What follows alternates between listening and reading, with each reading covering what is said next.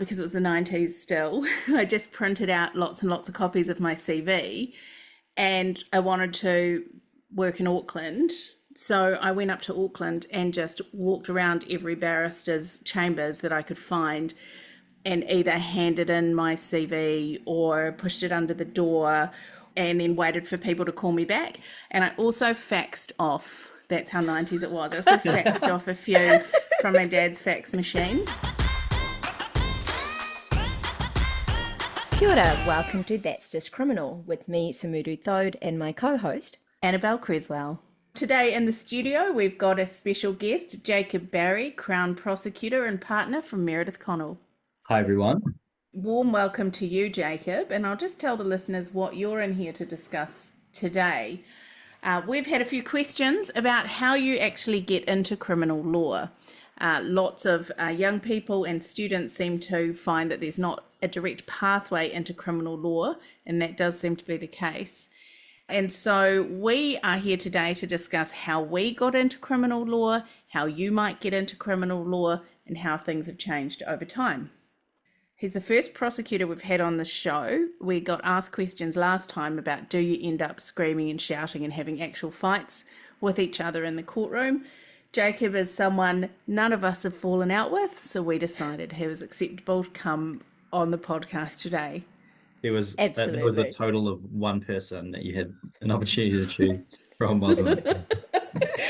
Well, you're the first one that replied, so we just went with you. You're not the only partner at the Crown that does Crown prosecutions, but we do like handsome men, and you are probably the most handsome. Well, that is something we've been criticised or validated for doing. Well, we've got to give the listeners what they want. So another handsome man plus prosecutor. Yeah, some of our listeners are men as well. So plus you reply to text, so just go with it, Jacob. Well, with that introduction, I can't wait to chat with you for the next 45 minutes. So, Jacob, what made you do criminal law? I know there will be a lot of people listening who are really, really passionate about criminal law and think that that's what they want to do from basically the moment they go to law school. They study criminal law, they take all the criminal law papers and things like that. That wasn't actually me. I kind of enjoyed it at uni, but what I really wanted to do was go to court, and criminal law is unquestionably the best way to do that, right? So if you're a law clerk at insert large law firm, Russell McVeigh, Chamonix, Bell Gully, what have you, and you're in a litigation team, you're going to go to court maybe and sit in the back and watch some silk do something maybe, or you might turn up for 10 years and then you get to go. And look, if that floats your boat, totally fine. I'm not criticizing it, but that absolutely wasn't me. I wanted to get in court and to do stuff, and criminal law was kind of the vehicle to do that. And it's interesting, right? So the facts are always interesting. I think when you're younger, you have a slight air of invincibility about you, where the facts of these cases don't really kind of hit home to you in the same way as they possibly do when you get older. So you don't feel as daunted, I don't think, about entering the criminal law. You go through law school and you read. You're not cases, as jaded, and you're more idealistic and all that. But that's sort of how I ended up, with sort of like in a more sleepy way than probably some other people did. Annabel, what about you? I have a question though for you. Why did you want to be in court? Oh, because I'm an attention seeker. Yes. Agreed. I like talking, but if you're an attention seeker, you like holding court, literally. What better than doing a jury trial, right? So you get to stand there and someone has to listen to you. Someone, 12 people, a judge, until you're interrupted. Look, I would be lying if I said there's no vanity aspect to it. That's just the reality of it. We all do it for that reason. That's kind of weird, but I just did, and I wanted to be in court. I can't probably explain that, but yes. It was a anyway, sorry, Annabel, but I asked you a question earlier, which I've forgotten. I went to law school as a backup because I wanted to be an actress, and then I was told you've got to go to drama school, and then I couldn't get into drama school, and so then I did a few film papers at university, and I didn't really enjoy that. And so I just started focusing on the law side of it, but I still had that kind of dramatic streak. And so that's why I was like, oh, well, criminal law is the only one for me where I can just flounce about and have people listen to me. So I just started gravitating towards that. But I was at university in the 90s. There was no pathway. So the big firms used to come to law school and pick the top students and schmooze you. I wouldn't even know how to do those kind of laws that those big firms do. And there was no way that you to get into criminal law. So when I finished university, I just printed out, because it was the 90s still, I just printed out lots and lots of copies of my CV, and I wanted to work in Auckland. So I went up to Auckland and just walked around every barrister's chambers that I could find and either handed in my CV or pushed it under the door and then waited for people to call me back. And I also faxed off, that's how 90s it was, I also faxed off a few from my dad's fax machine. And some barristers were so nice and came back with letters saying, thank you for your CV, however, we don't have anything. And then now, in what I know to be so typical of criminal law, two barristers were like, rang me and were like, can you start tomorrow? I just need someone to come and blah, blah, blah. And do you know how to do this? And do you know how to do this? And I had to choose really quickly between those two barristers. And they were both similar ages, about 38, nearly 40, and both needed quite a lot of help. So I picked one, not knowing who either of them were, and started like very soon after that and was just absolutely thrown in the complete deep end, but learned quite a lot from there. And the deep end, right? So my experience of criminal law is it often does feel like the deep end. The learning curve is so steep because it's one barrister, one junior. It's not like a team at a law firm where you've got 8 people working on a case. It's sink or swim. I just had this one guy, but he had 2 other barristers that he was in chambers with. One's now a High Court judge, one's dead now, and they had juniors, and those juniors taught me more than anything else, because I think my first day was like, you go to Auckland District Court and get or do this call over. Didn't even know what a call over was. And then can you be in Manukau this afternoon? So that was my first appearance, was like the stress of traffic and driving and not knowing what the hell was going on. And so, but the other juniors were like, this is what you do. This is where you park. This is what you say. That was how I learnt by fire. Doing. Yeah. And I can't say I did it well.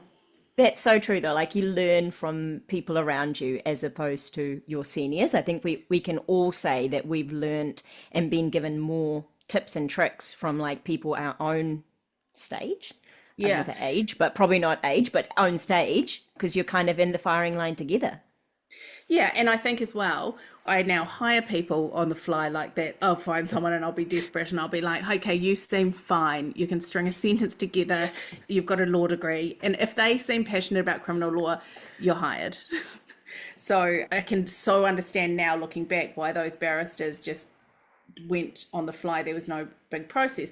But then you guys would have been Jacob, it would have been different, because did you go straight into a firm which has actually had a proper hiring process? No, you were a High Court clerk, weren't you? Yeah, so I went from uni and then did 2 years as a Judges Clerk. It's quite a cool job. It's a really cool job. You get to like work with High Court judges and you get like all the cool and interesting cases, but it's also sets you up in some respects terribly for what then may come, because you're were they nice to you?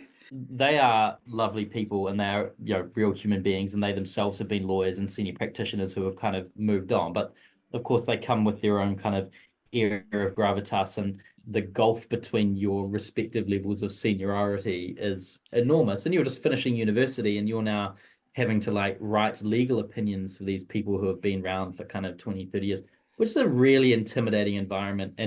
And nothing like either of your experiences, right? Whether you're working at barristers' chambers or like at a large firm where you have like a large team of people and a lot of people of your own age and things like that. So it was quite a strange environment, but I really liked it. I think the difficulty it kind of lends itself to, well, sorry, I should start with the benefits, which is you get to experience a whole raft of like different, both criminal and civil, and you can kind of work out for yourself actually what you like. And I think probably through that process, I worked out I probably had a preference for kind of criminal law. I mean, I didn't hate civil by any stretch, which some people certainly do, but it sets you up, as I said earlier, with kind of unrealistic expectations, because you've gone away and you've spent 2 years advising these people on really like lofty, random pieces of legislation, the equitable doctrine of I don't know what.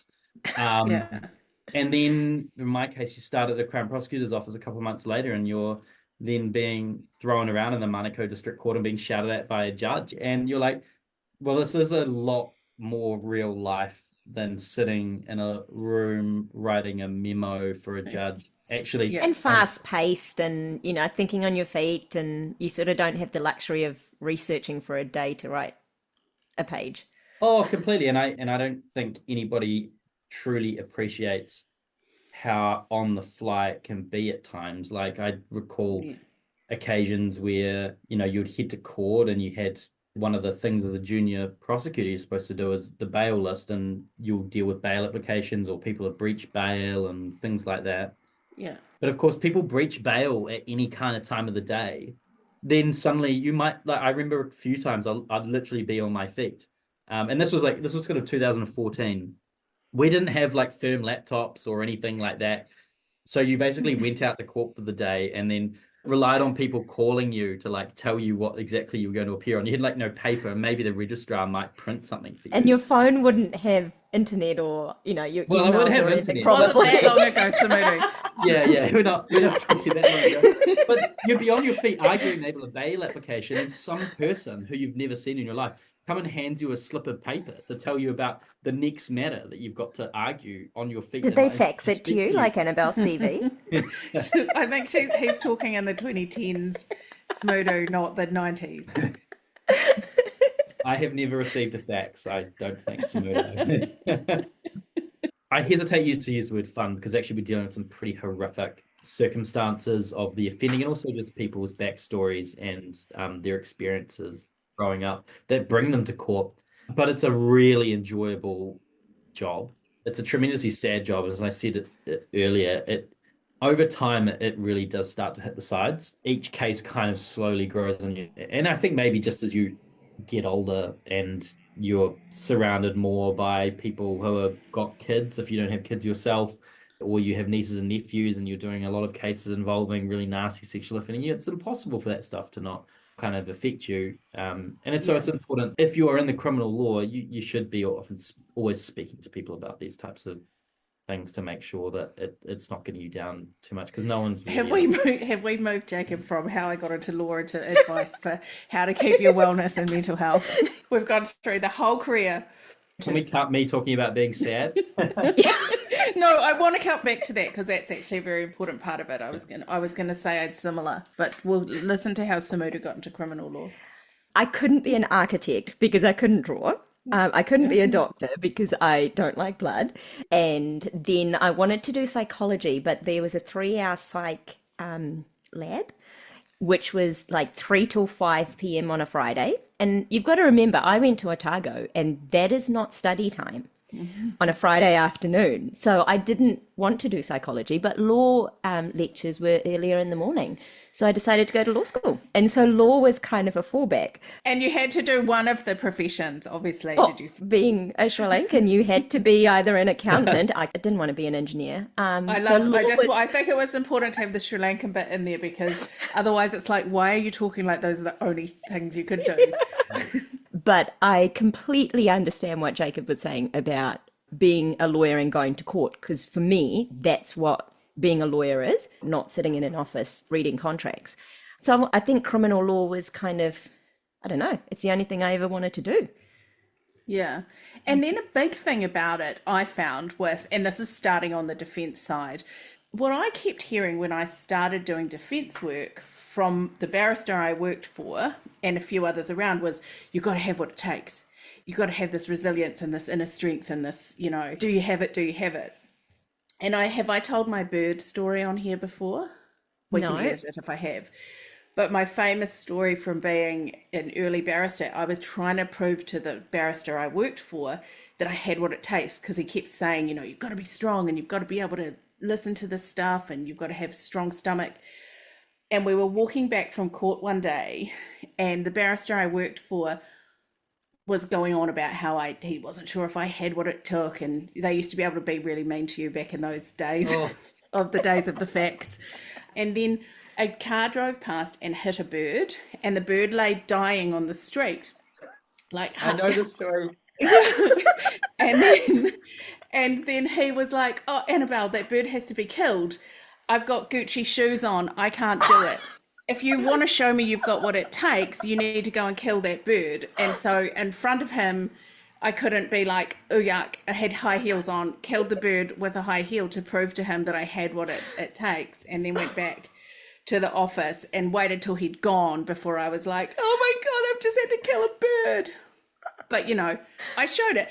And now I feel a little bit like I have so much more sympathy for him now. Actually, I think you do have to be able to do horrendous things, not kill a bird, but Not kill birds, you do though. have to be able to hide your feelings, not cry, see revolting Just keep photos.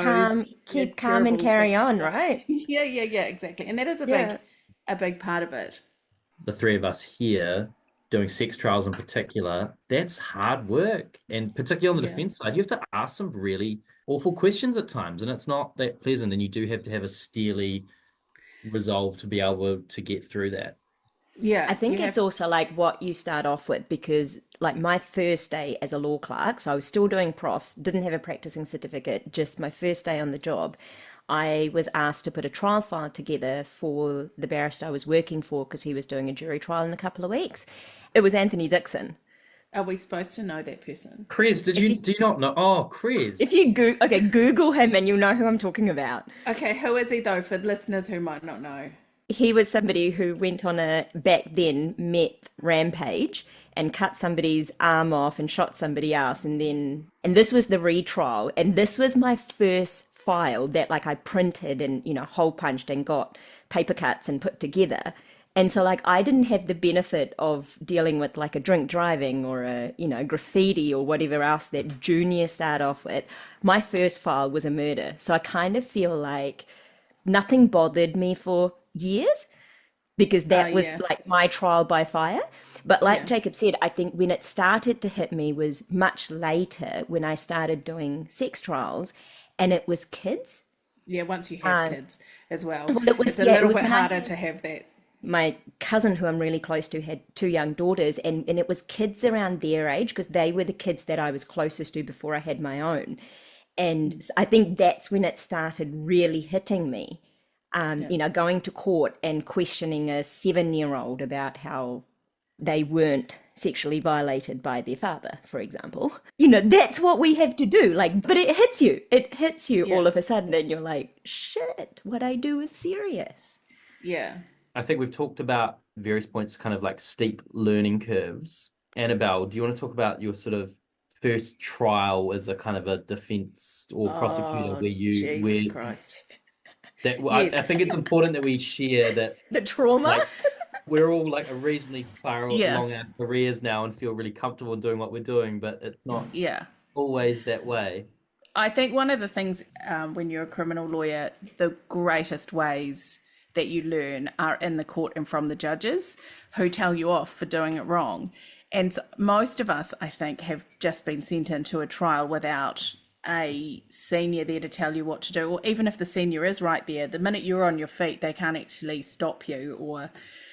So I was sent in to do my first judge alone trial with no one else there to watch or anything like that. And I just in front of the grumpiest judge who had such high standards. And even I was told to say, "May it please your honour, I appear for the defendant." Counsel's name is Miss Cresswell. And I got as far as "I appear for," and he goes, "What's your name? You always say your name first. I don't know who you are." And it just went like that for everything I did. He told me off, and my client changed his story. And so he had added some in that I hadn't put. So then I got told off for not putting my case, but I didn't even know what that meant or what you do in those situations. So I just started going, well, let's recall the witness and I'll put it. And then the judge was like, "You don't tell me that I recall." And it was just debacle after debacle. A train wreck. Absolute train wreck. But do you know what? I believe that I won it, and with the help of the judge telling me what I should be doing and saying. And so it wasn't a complete travesty. So that was my first Does anyone have anything worse? What was your train wreck, Jacob? I'd sort of dubbed it the trial of Albany's mystery masturbator. Spoiler alert, it remains a mystery. I was just going to say, does he have a name now? A chap who was caught relieving himself one Saturday morning along Albany Highway when caught by a group of joggers and was Oh pursued. my God, by- I jog in Albany. This is weird. I learned an awful lot. I learned, which was quite scary, was that there was a disclosure request made partway through. The issue was identification. Was this the guy? And the disclosure request was made for all of the public masturbators or people who had been called into police, who are alleged to have been masturbating in public in the kind of North Shore area for like a 6-month period. And there was just an extraordinary number of people who do that, which really surprised me. It's a thing. It turns out that that's a Welcome to the North Shore, everybody. Welcome to the North Shore, yes, yeah. But I just remember being in the court and going in thinking like, this is a really basic case. The facts are really simple. It's only going to be like a 1 or 2 day trial. Like I've got everything prepped to within an inch of its life. And then you go and do it, and it's like, blah, blah, blah, blah, blah, blah. I have no idea what I'm like doing. I think like the first key witness was my identification witness, and like I just kind of got so nervous I didn't even turn to page 3 of her statement where she described what the person looked like. And I like almost sat down, and the judge was like, I think you're not quite done yet. So I look back now and I'm like, oh my God, and I was really grateful that no one sort of was like laughing out loud at me when I was so useless. Just behind your back. Just during the breaks. During the breaks, that's right, but not during court. And look, it remains a personal record for me, a 5-minute acquittal. I didn't even manage to get a sandwich. Wow. I've not heard of a 5-minute. The earliest one I'd heard of was 11 minutes. Oh, see, I had 2.5 minutes. Oh, did you? My Yeah, God. and this was my second jury. That's a brag, Sumudu, because No, but see, you're a no, defense counsel. Yeah, Yeah, humble brag. But see, the thing was, so this was my second jury trial by myself, and I had to do it because my barrister at the time had booked a trip to New York, didn't put it in his calendar, and had booked and had this jury trial listed. And so he was like, well, I'm not cancelling New York, you do the jury trial. And then I was like, sure, I can do a jury trial. How hard can it be, And Full it of was that like confidence that you were talking about earlier, Jacob, Ego. that you have when you're young. Yeah, absolutely. And it was like 27 charges of fraud. And bless him, my senior had organized this other lawyer to kind of like babysit me. He was more senior than me, but didn't know the law. He did the opening. No, seriously, on day one, he did the opening address. And then the judge had to abort the trial because he said something that you just should not have said in his opening. And this judge kind of pulled me into chambers and was like, listen, we're going to start again tomorrow. You're not coming back with him. You'll be here by yourself and don't do that opening. Like, you'll be fine. You're good. And so I had to run this. I didn't have my senior who was in New York, different time zone, couldn't contact him. The senior he got for me, let's not talk about his forget competence. about him now. Yeah. And so I had to run this trial, and I was so nervous. I'd never done a jury trial by myself. It was an absolute train wreck, but I was still like packing my laptop up after the jury went out when they knocked on the door and came back with not guilty on everything. 2.5 minutes. Did you do an amazing case like Legally Blonde straight out of law school? No. Or did you have an amazing case? No, I reckon they just felt really sorry for me because I had no idea what I was doing. I'm certain to this day that it's because they felt sorry for me and was like, that woman is clueless. Like, let's just give this to her because she's probably never going to win anything in her life. Or like, can we just go home? Like, let's not even deliberate. Let's just go Well, immediately home. I thought they'd want lunch at least, but I don't care if it's pity. I'll take it. That's quite impressive, Sumudu. The only thing that I can say to top that, but in the other respect, which beats my 5 minutes, and that's why I don't get too down about it, is there is another Crown Prosecutor in Auckland who's among the best, if not the best, going around, and I'm happy to name him Robin McCoubry, who tells a story that when the judge sent the jury out having delivered the summing up to go and deliberate, the foreperson said, "Did we have to?" Yeah. And then said, "Yeah, you sort of do a bit," and then they were out for a few minutes and then came back in. And they came back. And with not guilty. Yeah. Oh, good on Robin. That is good. Robin can have this round. Yeah. I've learned so much from watching other people, but so much about what not to do.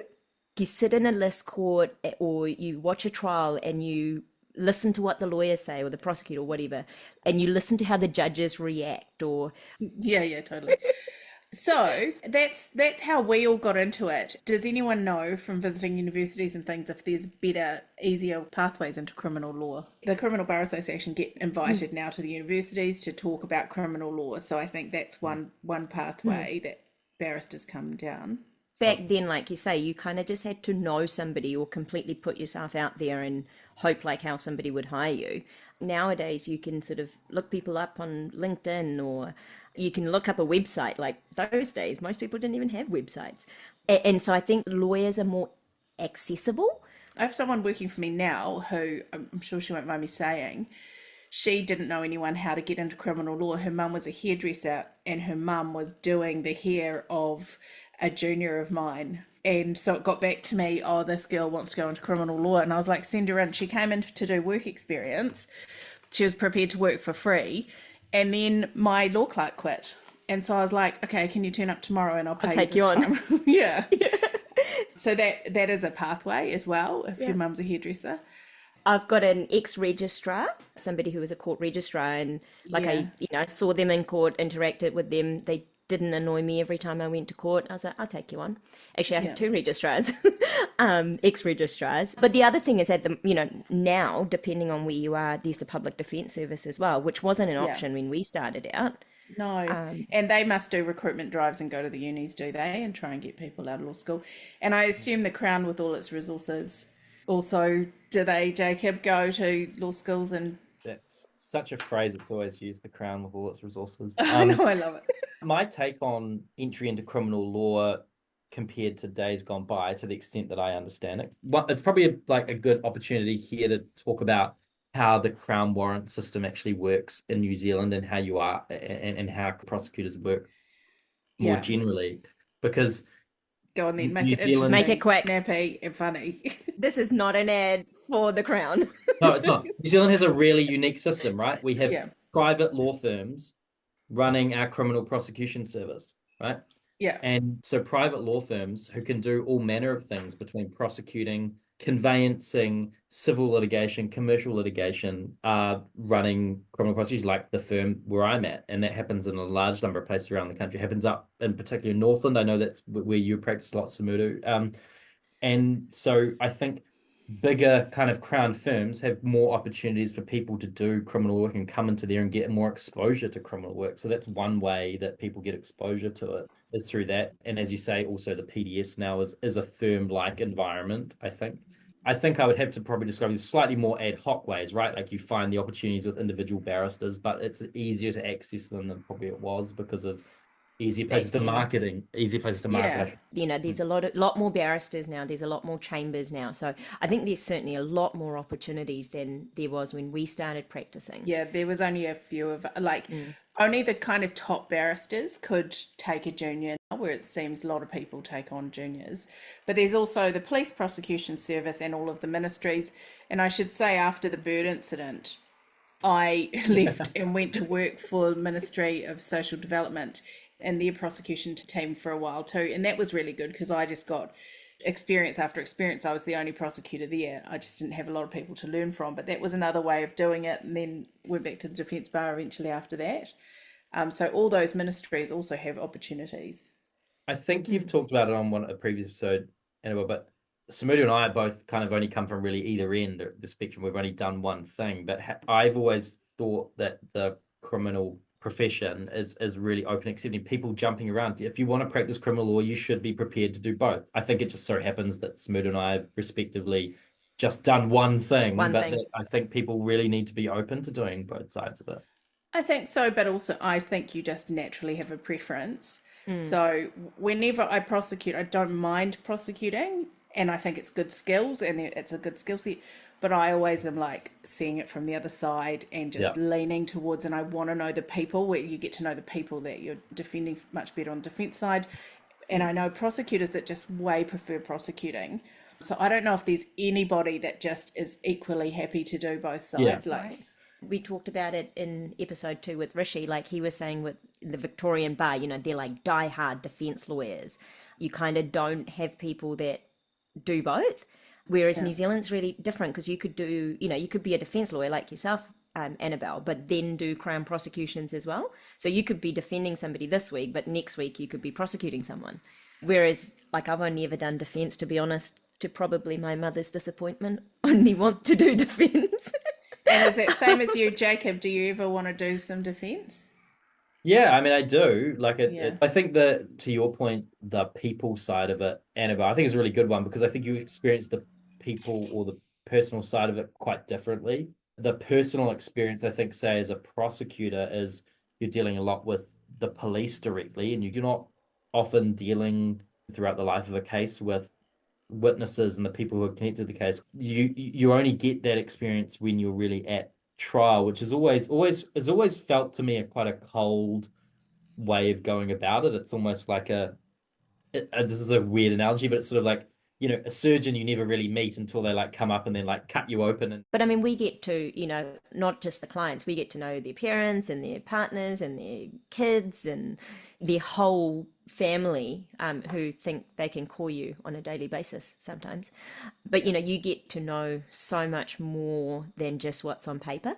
And I think that is part of what makes this job really interesting for me and keeps me going. It's that personal connection, and I think that has more capacity for change for clients as well. It seems a lot harder to get bored, right? It's constantly interesting and challenging. Yeah. Much easier to get old and cynical. To finish up, Annabel, can you think of 2 or 3 things that we can tell junior lawyers or somebody wanting to get into criminal law that they should have in mind when they apply for their first job? I think if you're wanting to work in criminal law, you tell the people that you really want to work in criminal law. Let them know that you're passionate about it.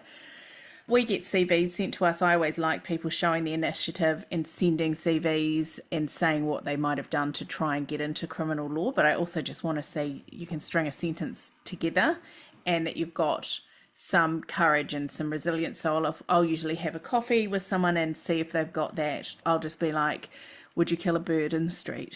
You know, and then and can you send faxes? Yeah. So you sort of want to see that they've got that resilience, but you can often tell that from people, I think, quite early on. What do you guys look for if you're hiring? I'm the same. We get CVs sent all the time, a couple a week. And for me, if the CV is addressed to Mr. Thode, that's a clear no. And you'd be surprised the number of times I get it. I'm like, you want to work for me? Know who I am. Google it. Yeah, Google my name, look at the photo. Do not send me a letter to Mr. Thode. But having said that, like I got one recently that said, I really want to get into criminal law. I've asked around and I've heard you are an excellent criminal barrister. Would you consider my CV? And I was like, I know this is just cut and paste and you've sent it to every barrister in town, but I still like it. And yes, I will consider you. So I think a little bit of flattery as well. At least look like you've done the research. If you get a CV saying, I want to work for you, I think you're amazing, I really want to do family law. You're like, you don't know who I am. You're just lying. Flattery is fine, but true flattery. Get it right. Yeah. I'm a real stickler for like formatting, and I like to see a cover letter. Don't just send me your CV with no cover letter. I want a cover letter because it shows a bit of personality, shows a bit of oomph. I can see that you know where to put full stops and space a letter out. Yeah. Jacob, it has been an absolute pleasure hanging out with you tonight. Thank you for giving up your Friday night. We really appreciate it. Very interesting to hear your tips and tricks and your experience in the criminal law. and your thoughts on wellness and keeping yourself safe in the criminal law practice. Thank you very much for having me, guys. I really enjoyed it. And I do encourage everybody to get involved in the criminal law. It's a fun time. Okay. There's nothing else that I would rather do. Day in, day out. Living the dream. That was a lot of fun having another one of our friends but foes on the episode tonight, Sumudu, wasn't it? I learnt a little bit from Jacob, how he sees the world. Oh, and actually stories about you that I haven't heard before as well. Well, we're learning something new every day. So thank you very much for listening to That's Just Criminal with me, Annabel Cresswell, and my co-host, Sumudu Thode. We are sponsored by LexisNexis and the Criminal Bar Association. Make sure you subscribe wherever you listen to your podcast.